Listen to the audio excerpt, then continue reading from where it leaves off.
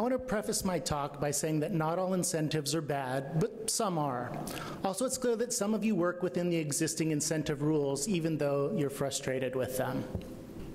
The recent series on economic development incentives by the New York Times and the numerous follow-up articles in national and local media has made this common and disputed practice better known to the public. It's also raised the question, should we eliminate economic development incentives? People are questioning public sector incentives that use money you paid through your taxes to the government so that your money can be given to for-profit companies. The irony, of course, is that these companies then sell you products that were built using your own tax money. Locals also question if it's fair to give financial assistance to out-of-town companies when local businesses that have supported their communities for decades never received it, and whether economic developers artificially create winners and losers by choosing special companies that don't have to pay taxes when all others do. Here's what we know. Relocations end up with no net job creation for the USA. Taking jobs from one state and putting it in another doesn't increase national employment or reduce unemployment. There's no national benefit to Americans. Also, the magnitude of spending on incentives is massive. The New York Times estimate of $80 billion per year equates to almost $300 per person in the US. For comparison, Tennessee could take its incentive dollars and increase the state's budget for higher education by half. If someone marries you for money, the marriage isn't going to last. If a company locates in your city for the biggest incentive package, they aren't in love with you either. Government incentives are being used to buy businesses. An honest slogan would be, the kind of place you wouldn't move your business unless we paid you. The politics of limiting incentives should be easy. Democrats hate corporate welfare, Republicans hate government intervention that distorts market competition. But I want you to think of a different era in which our nation heard, ask not what your country can do for you, ask what you can do for your country. This was the call to put the interest of our nation above region, party, or self. And it's through this lens that Americans that put America first can eliminate incentives. My plan is the eradication of all public sector incentives for any business relocations within the United States.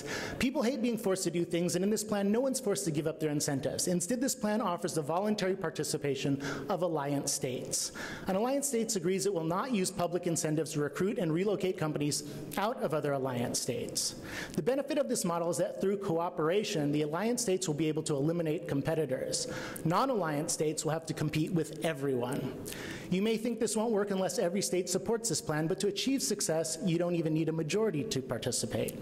You can get 40% of the population with just 20% of the states, or what I think could be a tipping point success that would lead others to join. If you had just 5 of the 10 largest states join an alliance, it would cover 30% of the US population.